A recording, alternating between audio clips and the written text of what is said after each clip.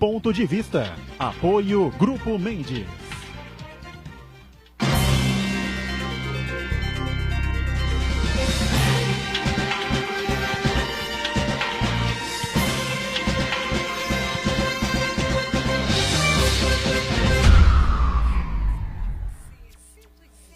Olá, está começando aqui mais um Ponto de Vista, você sempre conosco neste horário da 1h30 da tarde, horário do almoço e tradição do debate político e, claro, a discussão sempre importante dos temas que formam aqui a nossa pauta aqui na cidade, na região metropolitana e, claro, os temas de interesse nacional, hoje especialmente espaço um pouco mais aberto para a área da economia. A gente está recebendo aqui uma figura de renome, aliás, dois economistas de proa, que a gente vai apresentar na sequência. E só destacando que eu digo sempre que o programa termina às 1h30 da tarde e a reprise é às 8 da noite, com exceção atual. No momento atual, estamos transmitindo aqui os jogos da Unisanta, então a reprise está às 1h30 da manhã. E que nesse espaço de tempo só Deus sabe o que acontece na República. Mas hoje nós somos premiados, tá certo? Logo cedo, 8h30, 9 horas da manhã, pelo Twitter, o ex-ministro do Supremo, ex-presidente do Supremo, Joaquim Barbosa, filiado ao PSB, anunciou que não disputará a presidência da República, Eu acho que nada mais lógico, nada mais correto, nada mais coerente, Acho que ele teve uma crise de bom senso junto com a família, enfim, e não será pelas mãos dele que o Brasil vai viver uma outra crise, uma outra catástrofe, um outro processo de impeachment, enfim, porque o Joaquim Barbosa, sinceramente, por mais que sejam boas as suas intenções, não tem perfil absolutamente nenhum para disputar, a meu ver, cargo nenhum, Acho que nem de vice, entendeu? Nem de vice. Embora hajam aí articulações fortes aí para que ele possa aceitar sair de vice em uma das principais chapas aí que a gente vem acompanhando. Mas eu acho que nem de vice ele deveria ir, porque no Brasil o vice assume. E a gente está vendo isso aí. Bom, aqui conosco o professor Adalto Correia, professor economista, que mais uma vez participa e colabora com a gente no Ponto de Vista. Prazer revê-lo. Tudo bem, Adalto? Eu que agradeço. Obrigado pelo convite. E aqui com satisfação recebendo o economista, o professor da PUC, Ladislau Dalbor, e que inclusive está lançando aí um livro que tem aí uma importância, o título bastante significativo, a Era do Capital Improdutivo, e vai poder ao longo do programa explicar para a gente, posicionar para a gente qual é o objetivo aí, a ideia de lançamento desse livro, conteúdo do livro, as posições dele com relação à economia e a tudo que a gente vem acompanhando e vem acontecendo. Eu tenho a impressão, já vou jogar aqui para a mesa o debate na sequência de todo mundo, que 2018 acabou, A questão econômica, recuperação econômica, ajuste fiscal, mais isso, mais aquilo, que você possa imaginar, acabou, estamos em maio, vem aí junho, as convenções em julho, começa a campanha eleitoral, antes tem a Copa do Mundo, ou seja, vamos aguardar quem será o presidente da República, quem será eleito ou eleita, sabe Deus, em outubro. Professor, obrigado pela presença, tudo bem? Tudo bem. A ideia do livro foi? A ideia do livro é que eu trabalhei muito com a área internacional, Hoje sou aposentado pela ONU, viajei bastante, enfim, eu fiz, no quadro desses trabalhos para vários países, fiz o estudo de fluxo financeiro integrado, coisa que as pessoas não costumam. As pessoas se ferram, por exemplo, com o cartão de crédito, pagam 5% da compra, coisa do gênero. Se ferram com o crediário, que está na faixa para artigos do lar, a média está 110%, O crédito livre no banco está na faixa para pessoa física 156%. Ao ano? Ao ano. Crédito é ao ano. Quer dizer, no Brasil inventaram ao mês para parecer pequenininho, Isso não existe no resto do mundo, O mesmo que você paga aqui 156% no banco e se enforca naturalmente, Na França é 3,5% ao ano. 3, não 13, 3,5%. Ao ano. Ao ano. O máximo que eu encontrei na Europa em crediários é 13%. 13% ao ano, certo? Aqui você vai, sem falar do cheque especial a 320, sem falar do... Porque nós temos hoje 61 milhões de adultos que estão enforcados, Serasa Experian diz são negativados. Isso significa, na prática, que estão com o nome sujo, São 61 milhões de adultos. Se você junta a família, num país de 200 milhões, de 210 milhões, Você está falando da metade da população que não está conseguindo pagar o que já compraram. 61 milhões de pessoas que estão negativadas. Exatamente, de adultos. Que estão com dívidas. Que estão com dívidas, que não estão conseguindo fechar, pagar as dívidas. São negativadas. Então, se multiplicar por 3, está o Brasil inteiro. Né?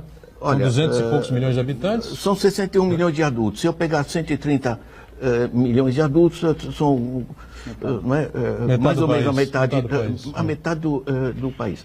Enforcado. Bom, isso resulta num negócio muito simples, que a economia não é tão complicado. Né? Entende? É que essa pessoa... A economia é muito complicada. Para vocês aqui, não. Pois acompanhe o raciocínio. Veja bem, esses adultos não estão conseguindo pagar o que já compraram. Então param de comprar, naturalmente. Né? Aí você trava o principal motor da economia, 60% de todas as atividades é consumo das famílias. Certo? Você travou isso. O que acontece com as empresas quando você travou o consumo das famílias? As empresas param de aumentar a sua produção, reduzem e desempregam. Né? Nosso desemprego subiu de 4,8% para 13%. O que reduz ainda mais o consumo das famílias. Quando você reduz o consumo das famílias e reduz a atividade empresarial, você reduz aqui as receitas que vão para o Estado, do lado do imposto sobre o consumo, e você reduz também as receitas a partir dos impostos sobre as empresas. Né? Isso significa que você piora as entradas do governo. Então, quanto mais você aperta o cinto das pessoas em nome do ajuste fiscal, em nome de toda a poesia que pode se inventar, a realidade é a seguinte: quando você trava o principal motor da economia, você trava o conjunto. Então, a partir daí, eu puxei, mas como é que se deu um processo desse? Se deu um processo de maneira muito simples. Quer dizer, você tem um estoque de dívida das pessoas físicas e pessoas jurídicas de 3,1 trilhão. Só que o juro é tão elevado. Nós no Brasil pagamos, em média, ao mês, o que se paga no resto do mundo ao ano. Eu não estou falando de 20%, 30% a mais, estou falando de 800% a 1.200%. Então, você drena o que apareceu em manchete no Estadão, curiosamente, né? 1 trilhão de reais drenado sob forma de juros, tirado da economia real. 1 trilhão de reais dá 16% do PIB. O orçamento da União é 3 trilhões. 3 trilhões. É. Bom, a gente vai continuar falando só para... Não, só para fechar a coisa. Quer dizer, na realidade, você travou, você drena através do sistema financeiro a capacidade de evolução da produção. Né? Entende? E aí isso que deu esse livro. O capital vira um produtivo, vira juro, em vez dos caras investirem, faz aplicação financeira. Né? Muito bem. É algo que já foi aí debatido, né, em outras oportunidades, mas agora no livro deve ter realmente uma explicação com mais profundidade, mais detalhada, que o Ladislau vai colocar aqui para a gente e o Adalto vai ajudar a gente a entender tudo isso que ele está colocando aqui. Marcos Santana lá na ponta, sempre aí acompanhando as redes sociais, transmissões nossas aqui do programa, a sua participação com a gente também. Tudo certo aí, Santana? Tudo certo, boa tarde a todos. Muito importante as participações dos professores Adalto e Ladislau, que vão ajudar a gente a entender o que tem a ver aquela economia ditada, doutrinada pelos grandes especialistas de Brasília, de Nova York, dos grandes centros financeiros, o que isso tem a ver com a vida do cidadão comum, eu, você, todos nós. E eu quero cumprimentar você que nos acompanha ao vivo, convidar você a participar do programa, mandando sua pergunta, crítica, sugestão, pelo Facebook, Ponto de Vista com Edgar Boturão, ou por e-mail, contato@pontodevista.tv.br. O programa também pode ser acompanhado ao vivo pela internet, santaportal.com.br/tv. As edições anteriores ficam disponíveis também na internet, no nosso canal no YouTube e na nossa página no Facebook. E você que nos acompanha na reprise, uma boa madrugada. Pois é, reprise 1h30 da manhã, enquanto a TV Santa Cecília tiver novas transmissões ao vivo, né, diariamente, dos jogos da Unisanta. Então aí apenas na primeira semana, teremos 3 semanas aí de jogos, depois a gente volta com a reprise no horário normal aqui no Ponto de Vista. Como a política está intimamente ligada à economia, né, Adalto? A gente debate isso com profundidade aqui. Você ficou surpreso aí com a decisão do ex-presidente do Supremo, Joaquim Barbosa? Não, posso só fazer um comentário antes? Até dois. Eu queria assim, é um prazer enorme estar na mesa, uma bancada com o Ladislau Dalva. Isso só podia ser coisa do professor Pascoal, né? De trazer, está aqui conosco, Ladislau aliás, Dalva, está aqui conosco, aqui nos bastidores. De frio, mas eu queria registrar três passagens com o professor Ladislau. Foi meu professor na Metodista, no mestrado de administração, acho que no ano de 92, 91, 92, creio que tenha sido isso. Depois eu fiz um crédito, algumas disciplinas como aluno especial na USP, e eu lembro que eu consegui o seu telefone, liguei para o senhor e pedi uma carta de recomendação. Se não me engano, o senhor morava em Perdizes, era por ali. O senhor me recebeu na sua casa e fez ali de próprio punho uma carta para eu conseguir ingressar no mestrado da USP. Né? E depois, alguns anos depois, alguém falou assim, poxa, chama o Ladislau para fazer parte da sua banca, né, do mestrado. Eu falei assim, Ladislau Dalva, como assim? Né? Não creio, mas eu fui lá, fiz o convite e estava lá o professor. Não, você já tinha, né? Então, o não eu já tinha. Tentar, né? Estava lá na minha banca de dissertação. Né? Obrigado, professor, um prazer e uma honra, né? Li seus livros. Aliás, o livro aqui que o Boturão mostrou já é meu, com dedicatória. Né? Se eu soubesse, eu vim aqui, eu teria comprado o livro. Mas depois eu compro um pro Boturão e mando aqui pro programa. Manda esse aqui é meu. pra gente. Né? Não, eu não vejo com surpresa, não. Infelizmente, há uma judicialização da economia brasileira, né? Acho que o Poder Judiciário ingressou na nossa vida de uma forma tão... não estou dizendo que não seja necessário, mas hoje o Brasil parece que está nas páginas policiais já há um bom tempo. E nós estamos perdendo o interesse da leitura, né? Então eu procuro artigos, mas as notícias nós vamos acabando perdendo o interesse. E aí é natural que num ambiente desse, um ex-ministro do Supremo se torne um popstar e se candidate a uma cadeira tão importante. Não estou dizendo que ele não tenha competência para, eu só estou dizendo a relação, né, de onde ele veio para conduzir o país. Parece que nós estamos sedentos por justiça. Então nós precisamos de um ministro do Supremo como presidente da República. Eu não teria, eu tenho uma admiração pelo trabalho. Eu acho que assim, quem avança, nós temos que admirar. Né? Ele tem os méritos dele. Não estou dizendo que eu gosto dele ou não, mas parece que nós estamos procurando um justiceiro. E não me parece que nesse momento o STF seja um grande modelo para o Brasil, até porque o brasileiro, inclusive, que agora conhece os ministros... Eu lembro que na infância eu conheci os ministros de Estado. Eu sabia dizer, na juventude, quem era o ministro da Educação, quem era o ministro do Planejamento, quem era o ministro... Na juventude, né, quando eu era faculdade. Hoje nós não conhecemos os ministros de Estado. Nós conhecemos os ministros do Supremo. Tem alguma coisa errada com o Brasil. Eu conheci os 11 titulares da seleção brasileira, de cor e salteado, de trás para frente... Nos anos 70, 80, por aí, né? Até 90 mesmo, né? Que tinham grandes jogadores ainda, né? E não fazia nem ideia de quem eram os ministros do STF, tá certo? Eu lia lá, o STF aprovou, o Supremo não sei o quê, tá. Hoje a gente sabe de A a Z quem são os ministros do STF. E, por um lado é uma coisa positiva, parece que as pessoas estão mais atentas, mais antenadas, mas por outra, o futebol caiu muito, a economia... degringolou, está todo mundo numa situação muito difícil, né? Ninguém sabe para onde vai falar. Com relação ao Joaquim Barbosa, você acha que foi uma surpresa ou a sua expectativa era que ele não fosse candidato mesmo? Não, eu acho que tem certas fases onde a gente não pode prever nada, né? Você acorda de manhã, tem tal novo candidato, sai tal outro, tá um jogo de cadeiras ali, mas o importante é o seguinte, não é a pessoa que a gente elege, é a pessoa para fazer o quê? Certo? Porque a rota tomada a partir de 2013, basicamente, 2014, a rota tomada de redução de direitos, de redução da capacidade de compra das famílias, da manutenção de juros extorsivos, tudo isso aqui simplesmente não é viável. Há 3 anos que estão consertando, não avançaram nada. Agora o emprego voltou a subir o desemprego, né?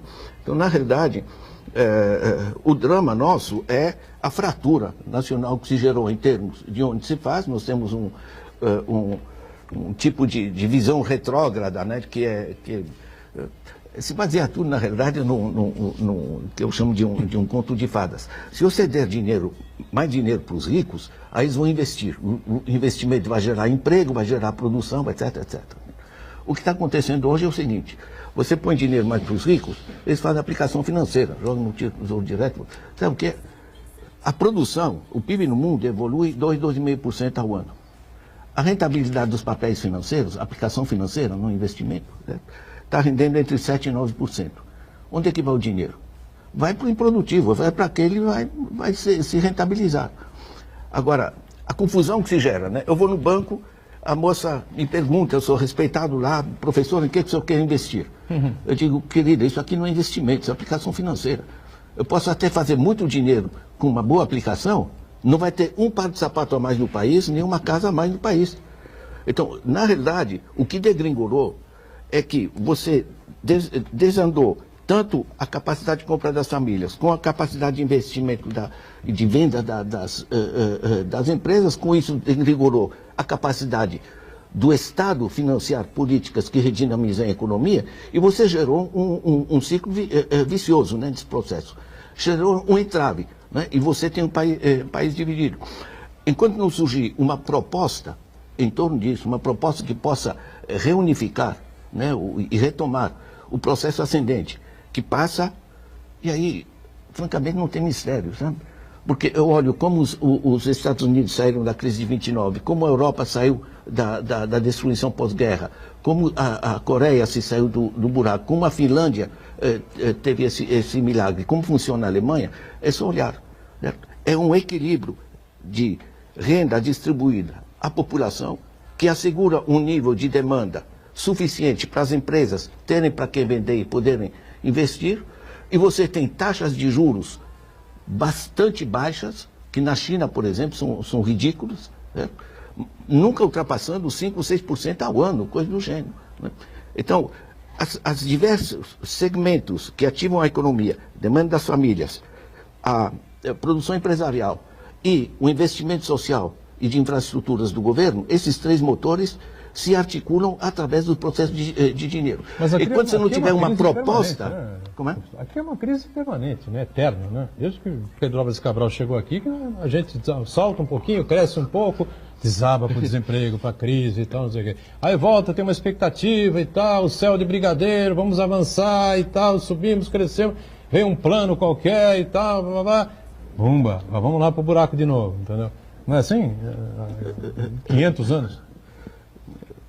Fomos escolher, foi o dedo divino que botou ali, falou, não, aqui vai ser assim e não tem como.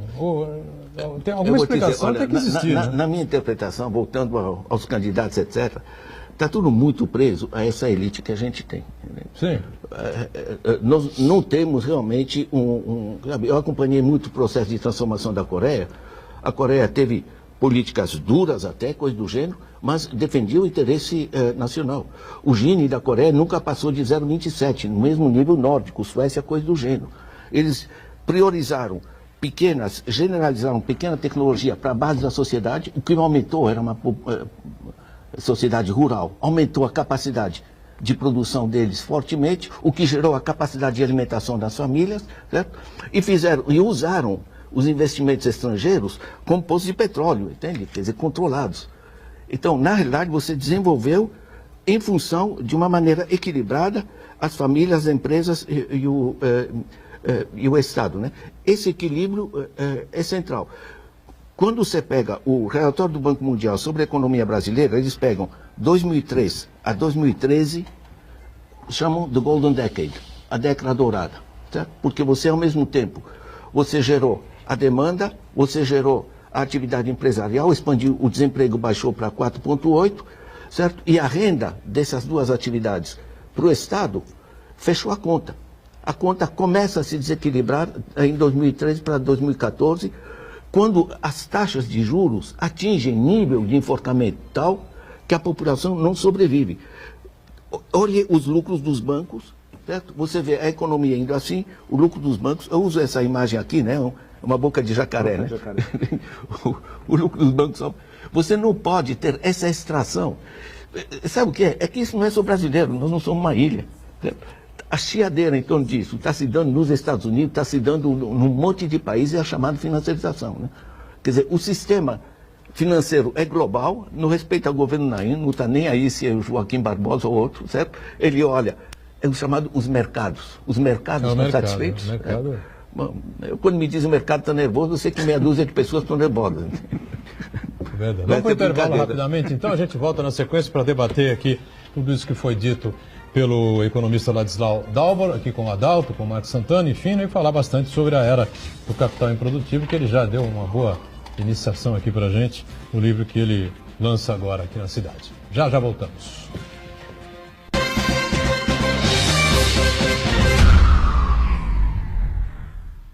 Existe um lugar em Santos onde você encontra os empreendimentos mais fascinantes da região. Um lugar amplo, aconchegante, feito para oferecer o melhor atendimento para você. Um lugar que reúne as melhores opções residenciais e comerciais nos bairros mais nobres de Santos. Um lugar que a gente nem precisava dizer, porque você já sabe. Central de Vendas Grupo Mendes, Rua Guaiaó 55, Aparecida. Venha fechar um bom negócio para abrir as portas do seu novo lugar. A Ecovias dá as boas-vindas para um novo tempo. Nova entrada de Santos Sistema Viário.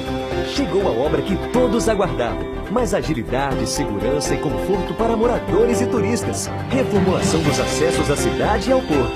Novas vias locais, 3 viadutos, 2 passarelas, ciclovia, para melhorar a sua vida. Nova entrada de Santos Sistema Viário. Boas-vindas para uma vida melhor. Poliesportivo Unisanta, cuidando do seu corpo e da sua mente. Natação a partir de 2 anos e meio, capoeira a partir de 3 anos, voleibol, hidroginástica, musculação, basquete, futsal, karatê, judô, handebol e tênis de mesa. Equipamentos modernos, piscina olímpica aquecida e professores especializados. Mensalidades a partir de R$ 48,00. Poliesportivo Unisanta. Informações 3202-7126.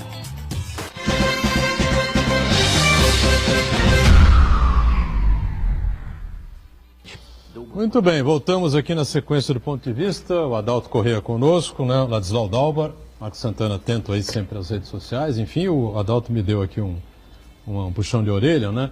Para que a gente procurasse pelo menos um breve currículo aqui do Ladislau. E aí vai, né? Economista, está aqui na contracapa aqui do livro que ele lança aqui na cidade. Economista, professor titulado de pós-graduação da Pontifícia Universidade Católica de São Paulo, a PUC, né? Foi consultor de diversas agências das Nações Unidas, governos e municípios, além de várias organizações do Sistema S. Colaborador de Outras Palavras e autor e coautor de cerca de 40 livros. Só 40 livros você escreveu? Parte de sua produção intelectual está disponível na página Dalbor, dowbor.org, dalbor.org. Satisfeito, doutor? Satisfeito. Aqui deve ser um resumo do resumo do resumo. Um resumo do resumo do resumo. Com certeza. Diga, Santana. O professor, o senhor até antecipou um pouco a pergunta que eu gostaria de fazer agora, com relação ao capital improdutivo, que o ambiente é mais propício para quem tem dinheiro invista no capital improdutivo do que no capital produtivo. Então eu queria saber do senhor qual que é a responsabilidade direta do governo, dos bancos centrais nessa questão e o que poderia ser feito para reverter esse círculo vicioso? Veja, para já é importante entender o que é um bilionário, né? Com forte imaginação, imagina eu bilionário, eu tenho $1 bilhão, eu aplico a 5% ao ano, que é moderado. Quanto eu estou ganhando? Estou ganhando $137 mil por dia. Quer dizer, aí as pessoas dimensionam o que é a aplicação financeira. Isso está sendo muito estudado a nível mundial, é o chamado snowball effect, né? Efeito bola de neve, porque o mais rico, e só o mais rico tem dinheiro para colocar em aplicações financeiras, certo? O pobre ou a média da população, os 3/4 no Brasil, quando fecham um mês estão felizes, né? Então, na realidade, você tem a formação de uma elite financeira que está colocando no mundo, isso está colocado nas últimas 3 reuniões de Davos, né, do Fórum Econômico Mundial, como problema central, né? Porque isso gerou a situação atual em que 1% dos mais ricos tem o mesmo patrimônio que os 99 seguintes. Nós temos 8 famílias que têm mais patrimônio do que a metade mais pobre da população. Né? No caso nosso, aqui no Brasil, são 6 famílias que têm mais do que a metade mais pobre da população. Isso é insustentável, sobretudo porque é gente que não produz, entende? Que está ganhando de aplicação financeira. Né? Então, isso deforma o capitalismo num sistema que o Martin Wolf, que é economista-chefe do Financial Times, que é muito respeitado mundialmente, diz que esse sistema de aplicação financeira, de rentismo gerado em cima da produção dos outros, esse sistema perdeu sua legitimidade. Isso é muito forte. Isso leva a opiniões do Joseph Stiglitz, né, Nobel de Economia, de um monte de gente. Quer dizer, na realidade, não chega o professor Ladislau, está xingando os bancos que estão com agiotagem, aí, coisa do gênero. Na realidade, a volta ao sistema produtivo é uma busca internacional de amplas discussões e ampla revisão de todo o conceito de economia a partir da crise de 2007, 2008, né, que se viu o descalabro que é. De certa maneira, nós estamos enfrentando o seguinte: o sistema financeiro, né, hoje o dinheiro e os papéis são sinais magnéticos apenas. Isso roda no planeta na velocidade da luz, enquanto os governos são nacionais. Certo? Quando o governo tenta colocar, por exemplo, como preconiza o Piketty, vamos colocar impostos sobre esse capital improdutivo que está ganhando sem produzir, porque aí o cara diz, bom, eu estou pagando meus impostos, meu capital está reduzindo, deixa eu encontrar alguma coisa útil para fazer, né? O problema é que, se um país decide isso, os capitais simplesmente migram para outro, né? Entende? Então, você tem um desajuste financeiro, isso é muito aceito hoje na ortodoxia, na desconstrução mundial, né? Mas então na não tem ONU. jeito, não tem saída. Então não tem saída para os países mais pobres, mais emergentes, enfim, né? O que a gente tem feito... Você reduz a lucratividade do cara aqui, o cara encontra um outro que tenha, no mínimo, a mesma que tinha aqui, que não tem mais, vai embora no mesmo instante. É a crítica que é feita ao Piketty. Não, e mais, ou o capital vai embora, ou derruba o presidente, entende? As duas coisas se fazem. Ou derruba o ministro da Fazenda, correspondente, ou troca quem dirige o Banco Central. Por que está central nesse livro o problema é o seguinte: como é que a gente resgata a dimensão produtiva? Porque a gente sabe o que deve se fazer, certo? Nós estamos destruindo o meio ambiente, né? Isso é só ver o que está acontecendo na liquidação das florestas, enfim, na contaminação das águas, etc, etc. Nós temos um conjunto o aquecimento global, né, de prioridades desse lado, e temos um conjunto de prioridades sociais que gerou essa Agenda 2030, né, que gerou um consenso mundial. A gente sabe para onde deve ir, né? Redução da pobreza, redução da mortalidade infantil, enfim, um conjunto de coisas. Só que o dinheiro simplesmente não acompanha. Nos paraísos fiscais, nós temos ordem de grandeza hoje entre 21 e 32 trilhões de dólares. Né? O pessoal não imagina que é isso, mas peguem que o PIB mundial é 80 trilhões. Né? Cerca de 1/3 está em paraísos fiscais. Não só não reinvestem, né, como não pagam impostos. Quer dizer, esse sistema se desajusta radicalmente. Agora, se eu pego, por que o Banco Mundial fala na Golden Decade 2013 a 2013? Porque o pouco que se conseguia puxar para o andar de baixo gera muito dinamismo. Né? Aí eu fui pegar como isso funcionou nos diversos países, no sistema. Né? E eu puxei um estudo que eu fiz para a ONU, para diversos países, o fluxo financeiro integrado. Né? Quer dizer, quando você tem excesso de juros que extraem da capacidade... Porque para gerar esse 137 mil dólares ao dia, alguém tem que pagar lá embaixo. Né? E esse é o pessoal enforcado que está assistindo a gente, né, que não está sabendo como é que vai sair da dívida acumulada. Então você chupa daqui. Você chupa da pequena e média empresa e não da grande, porque no Brasil a grande ou vai para o BNDES ou pega o dinheiro lá fora, a 3, 4, 5% ao ano, certo? E você travou o sistema no seu Justo a pequena e média, que é a que mais emprega, né? Exatamente, são uns 8 milhões de coisas. Agora, Olha, discutimos muito isso, o Adalto já disse e repetiu várias vezes essa situação aqui, né? Agora você fecha o ciclo, tá? Quer dizer, esse dinheiro que não chega no Estado, agora do próprio Estado, nós estamos tirando, através da dívida pública, cerca de 6 a 7% do PIB. Né?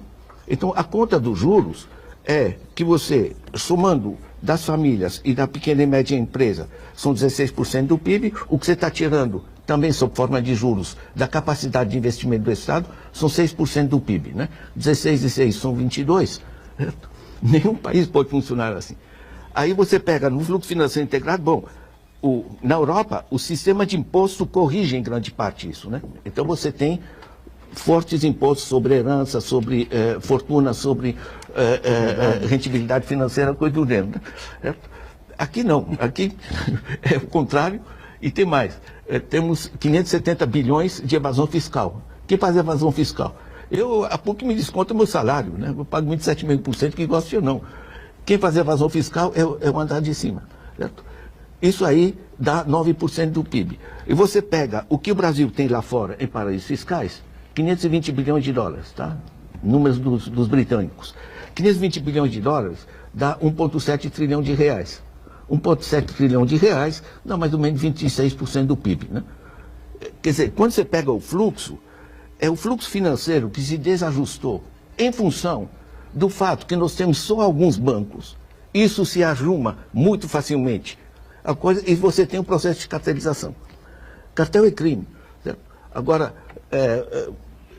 todo o sistema, você tem alguns, você tem crédito direcionado, que é bem mais baixo, na faixa de 12%, né? Você tem o crédito imobiliário e tal. Agora, mesmo crédito imobiliário, aqui na faixa de 12%. Eu pergunto para o meu filho no Canadá, quanto é que é lá? 2,27% ao ano. 2,27%. Aqui é 12%. O negócio não funciona, entende? Então, para mim, não é bandeirinha ideológica nem coisa do gênero. Eu acho, enfim... Já passou dessa fase. Já passei da idade, digamos assim. Né? Mas, olha, eu simplesmente somei os números. Como eu fiz o fluxo financeiro integrado para diversos países, enfim, pela ONU, né? Certo? Eu sei fazer essa conta. Eu fiz a conta, balancei isso aqui que tem um sucesso, porque o pessoal, sabe o que é? Eu peguei um orientando meu, disse, professor, gostei muito do seu livro, né? Eu falei, fiquei contente, de que você gostou? Ele disse, não, é que eu entendo. Que na área econômica é uma revolução. Não entende nada, na economia é uma tragédia. Diga, Adalto, pois não.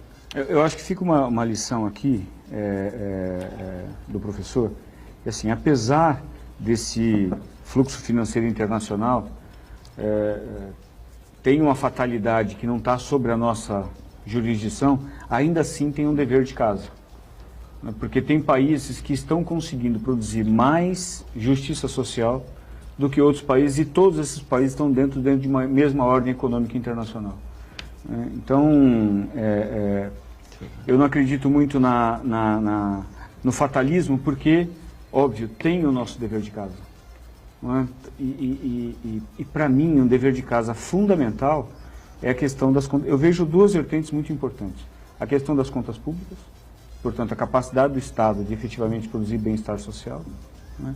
E a questão do nosso sistema financeiro também. Nós vamos falar, quando você falou mesmo que tem a concentração dos bancos, nós estamos falando de quê? 5 grandes bancos no Brasil? 5 bancos, 85% dos ativos. 85% de todos os ativos. Então, essa concentração bancária, que é um ponto fora da curva, no mundo inteiro, acho que ninguém pode concordar com isso, então esse é um ponto muito importante, né? E nós viemos permitindo ao longo do tempo essa centralização, essa concentração, e hoje, por que reduzir taxa de juros? Mas por que a taxa Selic, a menor da nossa história, não reflete em nada a vida das pessoas? Fica até difícil explicar a Selic, porque o cara fala assim, ó... O Ilan diz assim que é a longo prazo. Reflete a longo prazo. Então, mas é que tem um dever de casa que precisa ser feito no curto prazo. Então você tem um problema de concentração bancária que veio acontecendo ao longo do tempo, e uma lição de casa com relação ao equilíbrio das contas públicas, não é, que simplesmente foi deixado de lado e o Brasil virou um fanfarrão. O Estado veio resolvendo seus problemas ao longo do tempo pela ponta da receita e não pela ponta da despesa. Não é? Aí você chega num limite, que a gente chama de limite contributivo, não há como você sacar mais nenhum centavo da sociedade. Até porque o nosso sistema tributário, Eu sei que o professor Pascoal acha que ainda tem mais espaço, não é, com relação à questão da tributação. O problema é que o nosso modelo tributário, quando você tributa mais, você atinge muito mais sensivelmente a base da pirâmide do que o topo da pirâmide. Então, nós estamos engessados, não é? Eu concordo com esse, vamos tributar os recursos financeiros que giram pelo mundo, não é? Para efetivamente jogar o capital para um sistema mais produtivo, quer dizer, ou para eu ganhar dinheiro, e não é pecado ganhar dinheiro, não é? Depende de eu como tenho você que ganha. produzir, exatamente, tem que produzir. A questão é, você quer ser um bilionário? Transforme a vida de 1 bilhão de pessoas. Produz alguma coisa. Quer ser um milionário? Faça a diferença na vida de 1 milhão de pessoas. Esse é o conceito que eu entendo de milionário, ou de bilionário, que é uma coisa muito longe, né? Mas transforme a vida das pessoas. E na realidade os milionários estão ficando mais milionários sem sair de casa. Sem sair de casa. O Adalto tocou num ponto interessante que tem a ver com todos nós, que é o equilíbrio das contas públicas. E ainda mais num ano eleitoral como o nosso, sempre vem aquele debate, né? Qual que é o tamanho, a participação do Estado na vida do cidadão e das empresas, da economia de um modo geral, né? E um conceito muito disseminado no mundo hoje, que é o conceito do capitalismo de compadrio, que na verdade é o seguinte, muita gente defende que a livre iniciativa, normas liberais, a força do capital produtivo, a liberdade do empresário de produzir e assim por diante. Mas na prática, isso no mundo inteiro, tem países da Europa, o que acontece é que o governo é convidado a fechar as contas dessas empresas por intermédio de subsídios, financiamentos a juros camaradas, e no Brasil também não foge a regra. Então eu queria saber do professor se o Brasil esse capitalismo de compadrio está em um nível internacional ou tem um sotaque brasileiro particular? Olha, sempre tem um sotaque brasileiro particular, tá? Se eu procuro taxas de juros comparáveis com o Brasil, eu tenho muita dificuldade, né?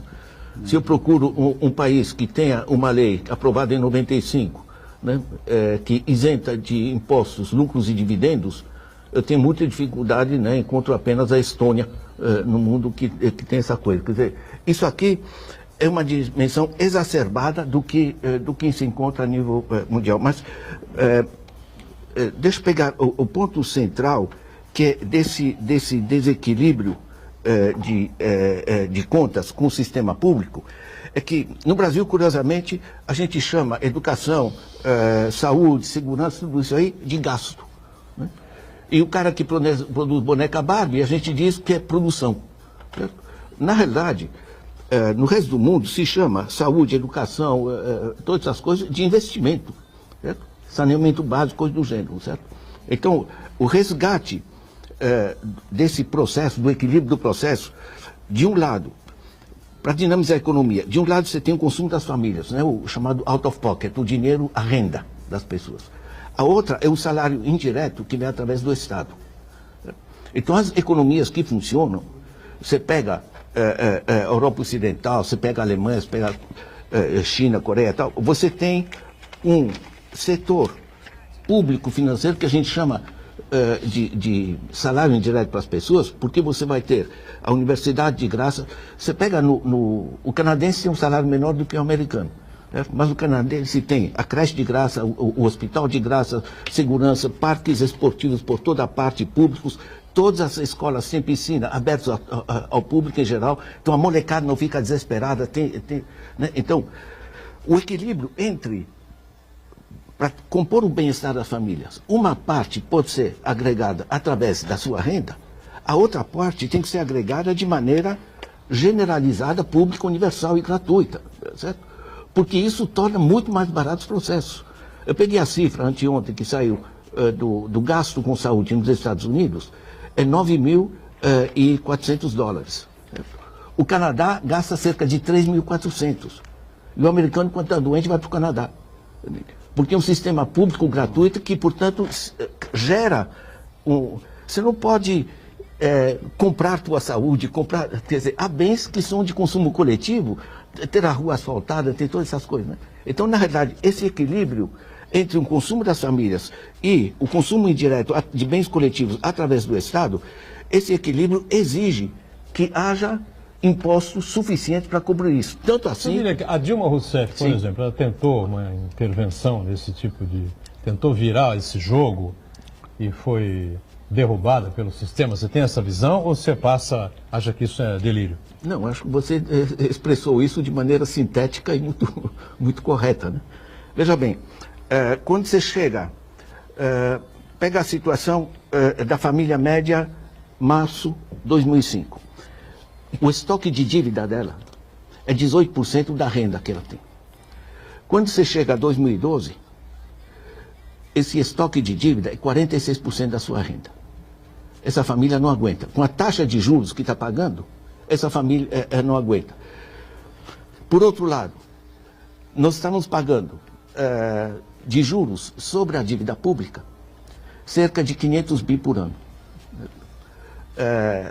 Isso reduziu a capacidade do Estado fazer os investimentos de continuar a expandir a Minha Casa Minha Vida, as escolas, universidades, etc, etc.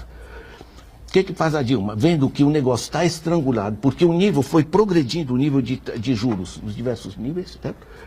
Ela começa a reduzir a taxa de juros no Banco do Brasil e na Caixa Econômica Federal, que é o que ela pode manejar, porque nos outros, legalmente, o governo não tem intervenção sobre a taxa de juros. Certo? E começa a reduzir a taxa Selic, que chega a 7,25.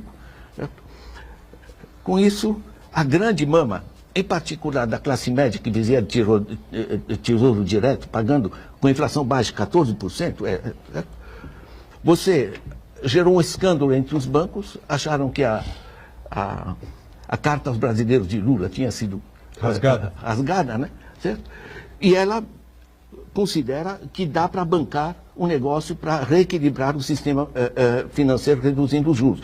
O que é necessário. O que não tinha é cacife político correspondente, na minha interpretação.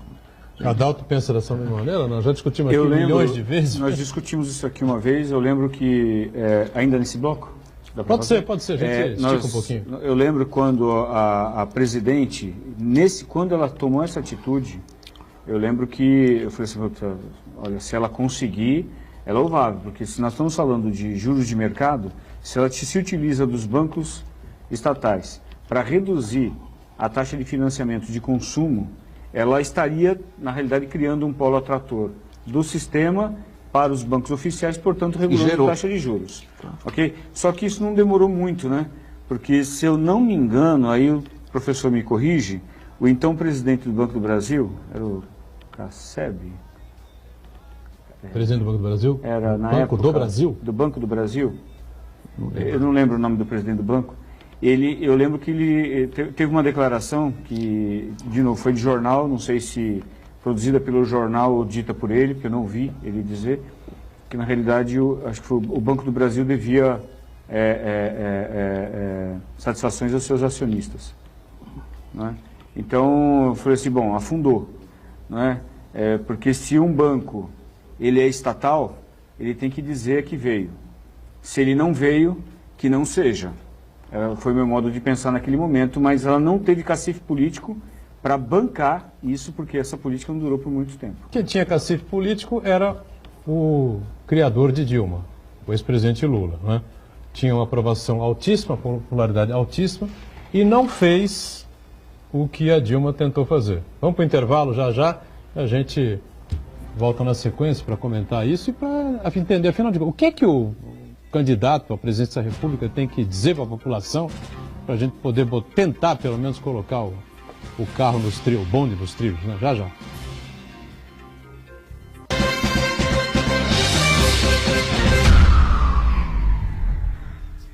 Existe um lugar em Santos onde você encontra os empreendimentos mais fascinantes da região. Um lugar amplo, aconchegante, feito para oferecer o melhor atendimento para você. Um lugar que reúne as melhores opções residenciais e comerciais nos bairros mais nobres de Santos. Um lugar que a gente nem precisava dizer, porque você já sabe. Central de Vendas Grupo Mendes, Rua Guaiaó 55, Aparecida. Venha fechar um bom negócio para abrir as portas do seu novo lugar.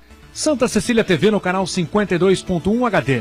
Se você ainda está com dificuldade de sintonizar a Santa Cecília TV em alta definição pelo sinal digital, você precisa escanear os canais da sua TV através da autoprogramação no seu controle remoto. É bem simples e você sintoniza os nossos programas com qualidade digital de imagem e som sem pagar nada por isso. Santa Cecília TV 52.1. Escaneie e sintonize a maior programação regional da sua TV em alta definição. A sua música.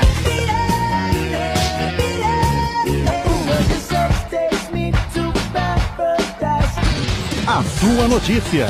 107,7 Notícias. O seu locutor. A sua promoção. Ligue agora 3234-1077. Participe você também e ganhe muitos prêmios. O seu cantor. A sua rádio. 107,7. Santa Cecília FM.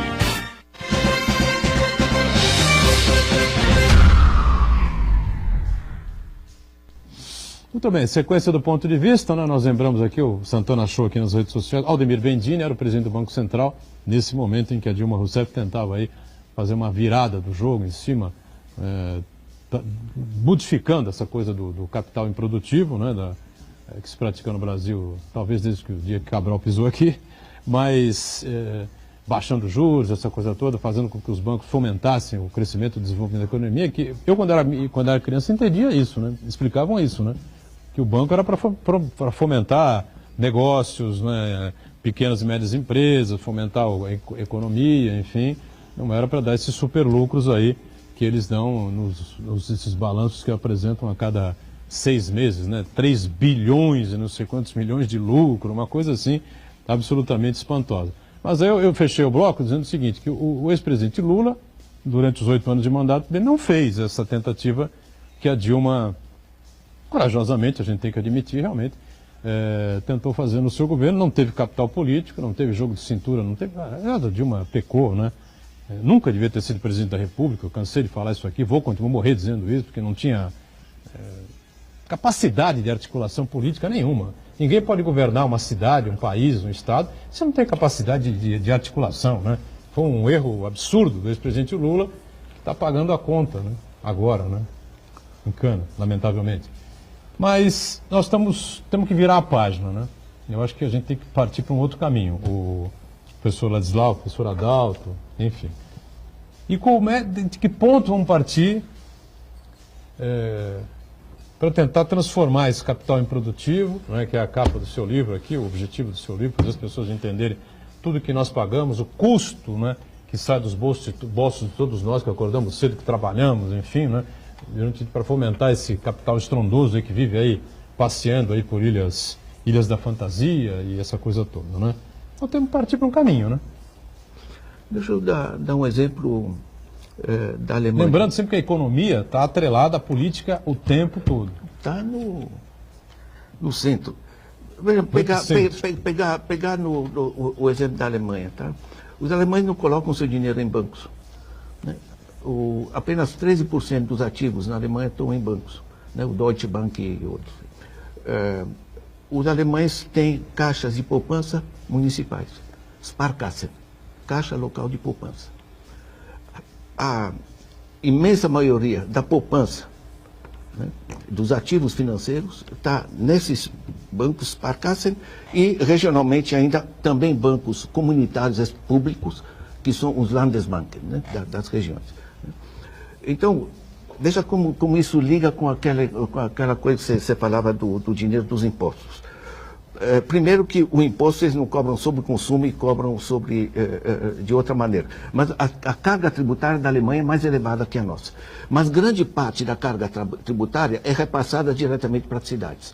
Ou seja, se aproxima o dinheiro, o fluxo financeiro, das pessoas diretamente interessadas no desenvolvimento, em gerar emprego, fazer lá o saneamento básico, coisas do gênero. Junte o fato que as poupanças da vida das pessoas, das famílias, estão na Caixa de Poupança Local, e uma Caixa de Poupança Local não vai estar autorizada a fazer uma aplicação financeira em Luxemburgo, porque rende mais, certo? Então você tem o dinheiro do Estado, né? Vai diretamente para os municípios, em grande parte, mais de 40%, no Brasil é 15%, certo?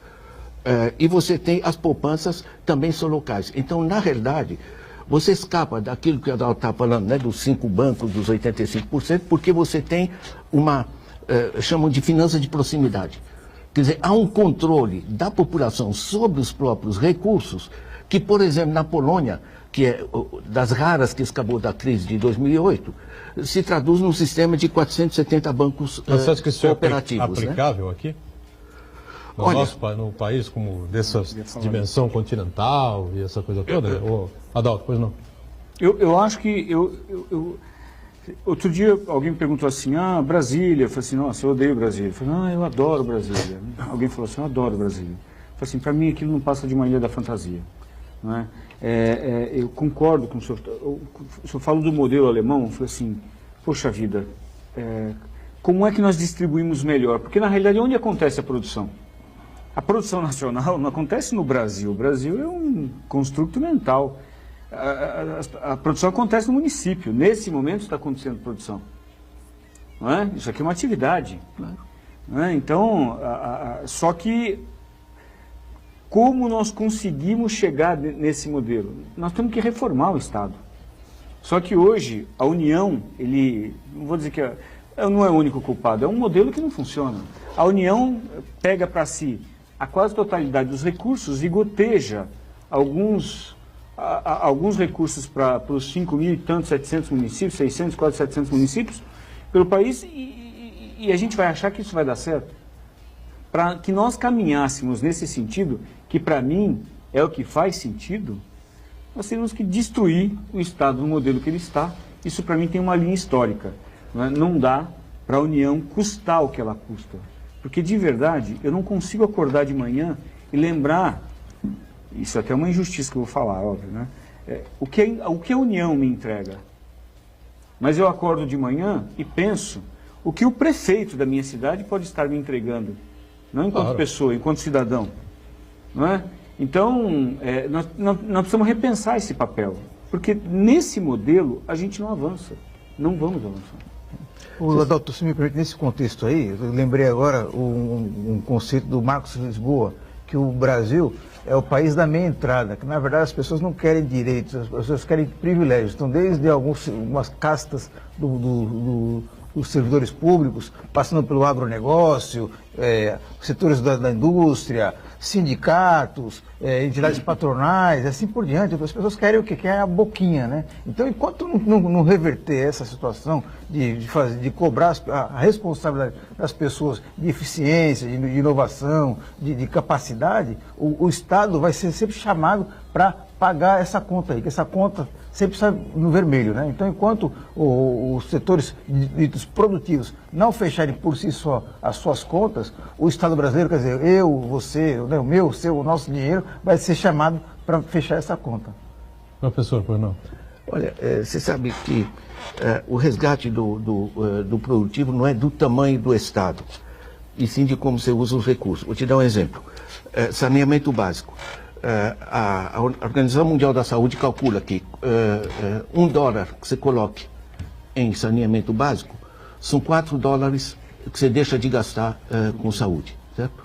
E você melhora a qualidade de vida da população, que é o que a gente quer. $1 no sistema financeiro, 4 a menos na saúde, isso? Não. $1 que você investe em saneamento básico, como saneamento básico, as águas contaminadas são um vetor de 60% das doenças, você reduz os custos com adoecimento das pessoas, perda de dias de trabalho, etc. Perfeito. Agora, se você calcula também que a melhora da saúde gera renda, então $1 que você colocou no saneamento básico vai gerar $7 de economia no país. Ou seja, em vez de pegar o Estado como o gasto, né, e o produtor de boneca Barbie como produtor, o conjunto tem que funcionar. Se você não... Veja que como saíram do buraco o Japão, ainda a restauração dos meios de 1868, a Coreia, a Finlândia, todos eles começaram investindo nas pessoas. Certo? Educação, saúde, tudo isso básico, porque isso gera produtividade. Então, o problema não é a quantidade de dinheiro, e sim o seu uso. Certo?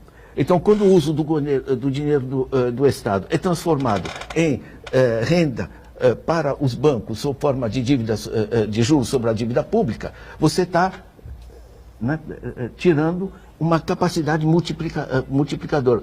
Quer dizer, o que se busca e com diversos formatos. Eu dei o exemplo da Alemanha, mas é muito interessante o exemplo da China, certo? Que essa sim é grandona, ela tem o Bank of China para grandes infraestruturas, a indústria pesada cada uma tem o seu banco, cimento, siderurgia, etc. E o resto é radicalmente descentralizado para as cidades. E cada cidade sabe onde estão suas prioridades. Se você quiser administrar, a partir de Brasília, 5.570 municípios, isso não existe. Né? Então você tem que ter uma arquitetura financeira no processo que volte a funcionar. Eu me choco sempre com o que eu sinto que é a tua preocupação, né? Como é que viabiliza politicamente? Quem? Que força política? Né? Antigamente a gente tinha o proletariado, essa coisa, a classe trabalhadora. Hoje é muito mais complicado você organizar um consenso em torno disso. Agora a gente tem tantos países que encontraram caminhos de formas diversificadas na construção disso, mas que tem um denominador comum. O ponto de partida, o bem-estar das famílias. Como se atinge o bem-estar das famílias? É, de um lado, a renda, remunerar coerentemente, enfim, as pessoas, e, de outro lado, o acesso ao consumo coletivo, saúde, segurança, etc, etc. Né? Isso aí fecha a conta, a não ser que você tenha um dreno financeiro. Né? De certa maneira, eu que sempre estudei, me preocupo, digamos, com coisas concretas, saúde, transporte, enfim, né, os meus livros são basicamente sobre isso. Eu vi que tudo que eu propunha nesse lado, enquanto está se drenando dinheiro dessa maneira, certo? E gerando esses fantásticos lucros de intermediários financeiros. Eu já fui empresário, eu tinha uma granja, certo? Nos anos 60 ainda, né? Na minha idade, enfim. Né? Sabe, eu peguei lá todo mundo dizia que era um empréstimo muito bom, hein? No que era um banco, entende? Então o banco me ofereceu a baixos juros, que me permitiu comprar o equipamento, que me deu lucro. Com esse lucro eu devolvi o empréstimo com os juros e continuei a minha produção. Quer dizer, a gente sabe o que o banco deve fazer. Né? E nós temos uma máquina, nós temos gente competente para isso. Por que no Brasil não se consegue quebrar essa lógica do banco especulador, mexer com o capital especulativo? A Dilma tentou, né? Lidar com o capital especulativo. Por que não consegue se convencer o capital de que o investimento na granja, o investimento no pequeno comércio, no médio comércio, enfim, pelo Brasil afora, não é um bom negócio? Por que o Brasil não consegue convencer essa gente, não é? O mercado, ou os mercados, e que investir na produção realmente aqui, gerando emprego, renda, essa coisa, é bom tanto quanto você...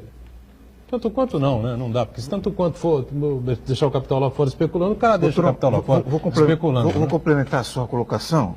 Um ano depois que a Dilma foi deposta, ela deu uma entrevista em Lisboa, e aí perguntava qual foi o seu grande erro, né? Foram as aceitar ser candidato.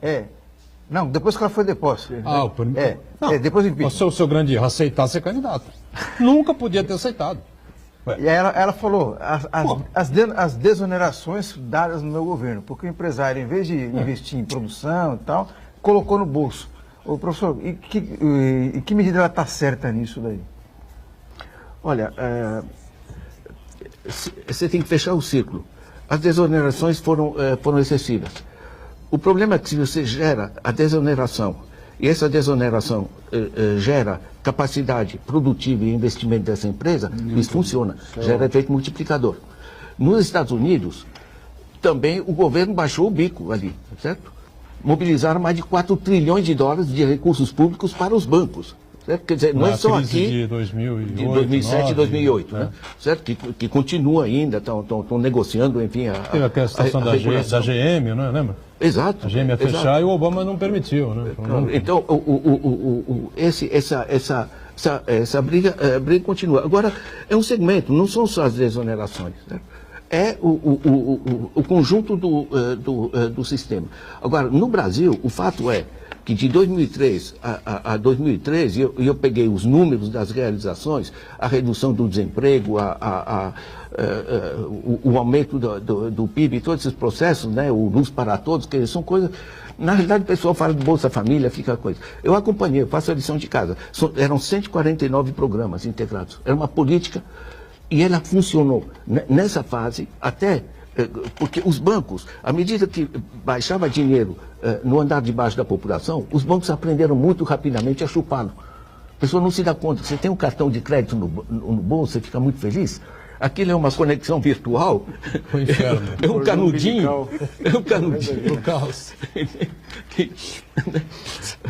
Canudinho é o tubo de transfusão de sangue, né? Então, na realidade, o Brasil, aqui não engrenou com pouco dinheiro, porque o dinheiro é assim, quanto mais baixo vai, mais ele se multiplica, é uma coisa interessante. E você constata isso para diversos países. Agora, quando chega lá em cima, de lá não sai para ninguém. Aí ele tem uma capacidade de evaporar, que é uma coisa assim. Nadzal, o programa passou assim, voando, né? Foi um papo muito interessante, muito bom. Eu estou interrompendo você porque nós estamos estourando aqui o horário aqui do ponto de vista, tá certo? E focar aqui no livro, A Era do Capital Improdutivo. As pessoas podem ler também pelo site, não é isso? Pelo site. Vocês põem Ladislau na internet, pronto, vocês caem lá, professor Ladislau. O professor Ladislau pode acompanhar o livro, enfim, ou na banca não, nas livrarias. Qualquer livraria? Nas bancas ainda não. Na banca não dá, mas nas livrarias. Nas livrarias. As livrarias estão à disposição, né? Aqui A Era do Capital Improdutivo. Quero agradecer pela participação, espero que você volte aí mais vezes. Pascoal Vaz, o professor Pascoal está convocado, inclusive, a participar da mesa na próxima, hein? Ficou fora essa, deixamos ele sozinho lá quietinho, né? Eu falei que não era eu hoje, hein? Quando eu vi o Ladislau, eu falei, opa. Eu fico muito contente de reencontrar o Adalto. Sabe que esse negócio de ser professor, a gente meio que semeia, assim. É legal. Obrigado pela participação, espero que você volte aqui para a gente continuar falando sobre esse drama nacional aí que nós vivemos e tentar achar um caminho aí para a gente apontar aí uma saída interessante para o país. Santana está sempre conosco. O lançamento do livro. E a gente de segunda a sexta-feira sempre ao vivo, 1h30 da tarde, nossa reprise, 1h30 da manhã, enquanto a TV Santa Cecília faz as transmissões dos jogos da Unisanto. Valeu, gente. Obrigado.